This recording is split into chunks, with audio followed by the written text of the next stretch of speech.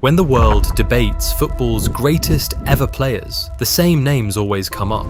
Pelé, Maradona, Messi, Cristiano Ronaldo, Zidane, R9, Cruyff, Beckenbauer, Ronaldinho. But there is one name that barely gets mentioned, one player who rarely gets the recognition he deserves. This is a man who accomplished things some of those icons never even dreamed of. Before Lionel Messi and Cristiano Ronaldo came and rewrote football's history books, no player had ever won more Ballon d'Or awards than him. Paolo Maldini called him the most complete footballer he ever played with. Fabio Capello described him as one of the greatest players he ever coached. Hernan Crespo called him the greatest centre-forward of all time. Giovanni Cornacchini named him the greatest footballer to ever play the game. Tony Adams ranked him above Maradona. His name, Marco van Basten. Best opponent that you ever met? The one that absolutely ripped me and destroyed me, really. But I was young and inexperienced. A guy called Marco van Basten. Van Basten? Yeah. He's an exception. Yeah. You can't be like that. Yeah. He had everything. So my idol was Marco van Basten. Of course. For me, it was just perfect. Yeah. Absolutely. That guy is It was good. Marco van Basten. You too? Yeah, because I grew up a huge AC Milan fan. That was my team. To defenders, he was a nightmare. To midfielders, he was the perfect finisher. To strikers, he was the standard. To coaches, he was a complete footballer. Gesti d'intesa tra l'arbitro e i suoi collaboratori, mentre Van Basten esegue uno splendido giochetto, se ne va ancora Van Basten, sta per arrivare in zona buona.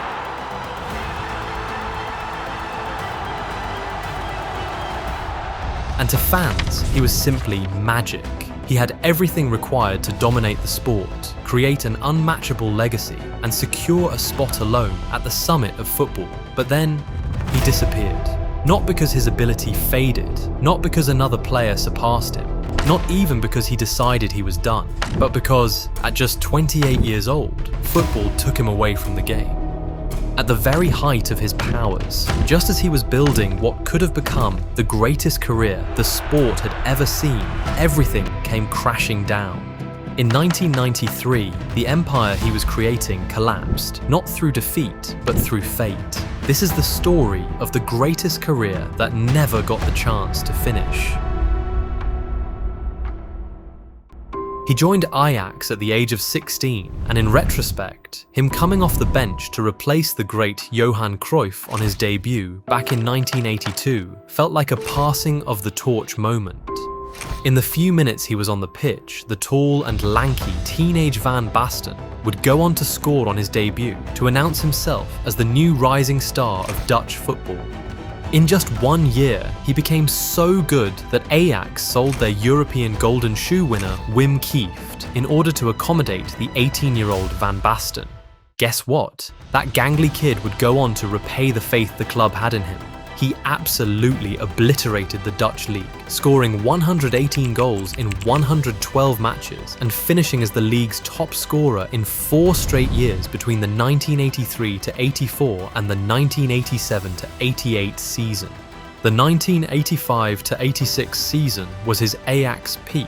It saw him dominate the continent, finishing as the player with the most goals across European leagues and winning the Golden Shoe at the age of 21. That made him the youngest player to win the award until R9 came around and won it in 1997 at the age of 20. The rate at which he was scoring was just insane. But for Van Basten, it wasn't just about quantity, it was also about the quality of goals. He was producing some of the finest goals football had ever seen on a regular basis. And he scored all types too. He scored acrobatic goals.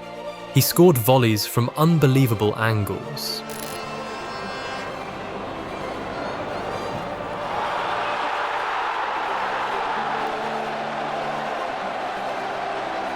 He scored brilliantly with his head. He scored free kicks, and he scored some downright beautiful goals. This man was just an absolute goal machine who could do anything with a football. He could dribble like Messi, jump like Cristiano, cross like Beckham, run like Henry, pass like Xavi, shoot like R9, and do acrobatics like Zlatan. He was truly complete. He moved with so much grace on the pitch that it earned him the nickname, the Swan of Utrecht. But when he moved to AC Milan, the pieces of this well-oiled machine started to slowly fall apart. You see, back in the 80s, Milan was arguably the biggest club in football by status, and the Italian Serie A was the place for the best players in the world. But as of 1987, Milan had sunk really deep. They had not won the European Cup in 18 years, and the Scudetto in 7. They desperately needed a superstar who would come and help the club return to old glory. And the club president, Silvio Berlusconi, identified Ajax's Marco van Basten as that star, and he did everything to bring him to the club. At the time, Italian clubs could have only a very limited number of foreign players, but the AC Milan president was confident that he could build a dynasty on the shoulders of this 22-year-old Dutchman. He wasn't wrong. In 1987, Milan won its first Scudetto in 8 years, beating Diego Maradona's Napoli to the title, and the joy in the stadium was just uncontainable. But Van Basten was unable to contribute as much as he would have loved to that success. He suffered a niggling ankle injury, which limited him to just 11 games all season. But he overcame the injury and made up for his absence in club football by having a stellar Euros campaign with the Netherlands that summer. What he did against England in particular that summer can never be forgotten. It was fantastic to play with him. He was so good. It was a shame that he had to stop, but agility-wise, and the thing is also that in Holland, then later on you had always this comparison with Marco. Every striker had to be there, but he's an exception. Yeah. You can't be like that. Yeah. He had everything, and it was easy with him because I could find him. I knew exactly what he wanted. Your best opponent that you ever met? The one that absolutely ripped me and destroyed me, really. But I was young and inexperienced. A guy called Marco van Basten. Van Basten. Yeah, I think he was the best. He was 6'3". He was quicker than Thierry. Kenny Dalglish. There were so many. You know, Kenny was a number 10 as well. But he was strong as well. He used to put his big bottom into you. You know, use his bum and stick that in, and used to turn you. How was his bum? Was it all right? It was massive. You couldn't get round it. And the thing is, this is, just nicking the ball here. Press you're looking already for Marco. And this is exactly what I was doing. Yeah, Marco was unbelievable. Wow. Yes. I spoke to Tony Adams, when I was a young centre-back. Marco led the Netherlands to the final of Euro 88, where he produced one of the greatest goals in the competition's history. That was enough to win the Netherlands their first and only major trophy till date. And the main protagonist in all of that?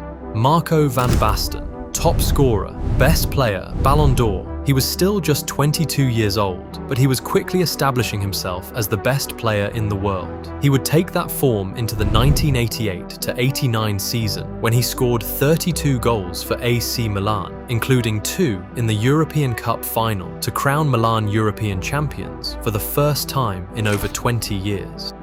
Once again, Van Basten was his team's main man.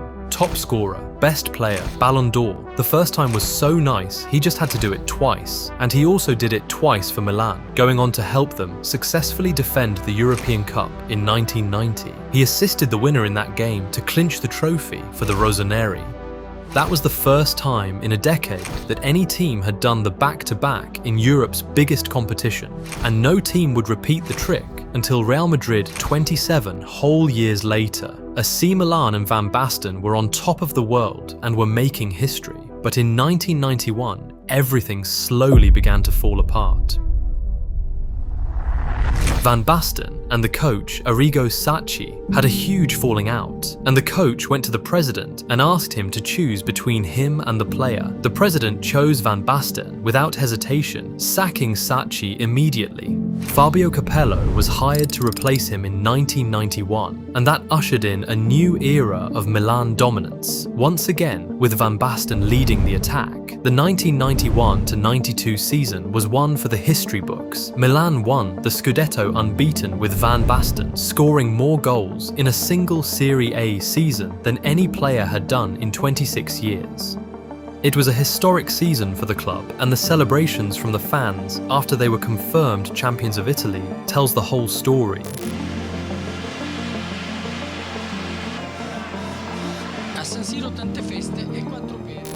Yet again, Van Basten was the protagonist, top scorer, best player, Ballon d'Or. It was his third Ballon d'Or award, which meant that, at that point, no footballer in history had won more Ballon d'Or awards than him. He had recently just turned 28 when he won his third Golden Ball. For context, Cristiano Ronaldo did not win his third Ballon d'Or until he was 29 years old. Looking at the level Van Basten was playing at in '92, he looked like he could win 2 or 3 more Ballons d'Or before he retired.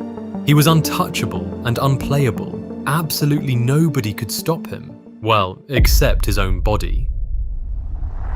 In December 1992, a ghost from his past came to haunt him again. The ankle injury, which he had managed to shake off in 1988, returned, but this time it had gotten much worse. He now required multiple surgeries, which kept away from football for up to 6 months. He would return for the last few games of the season, just in time to feature in the 1993 UEFA Champions League final against Marseille, but he would soon wish he didn't. In that game, he was hacked down from behind by the goalscorer Basten and had to be taken off. That forced him to undergo surgery on his ankle for the 3rd time in his career. That injury ruled him out for an entire season, which meant that he missed out on AC Milan's double of the UEFA Champions League and the Scudetto in 1994. He was determined to join the Netherlands for the 1994 World Cup in the United States, but AC Milan instructed him not to, fearing that that would ruin his rehabilitation. But it didn't matter. Marco van Basten was never able to play football again. That UEFA Champions League final loss to Marseille in May 1993 was his last ever football match. He was just 28 years old. He didn't want to, but he was forced to say goodbye to AC Milan and to football as a whole. He won 7 league titles, but 5 more were well within his reach. He lifted the European Cup twice, yet 3 more seemed almost inevitable.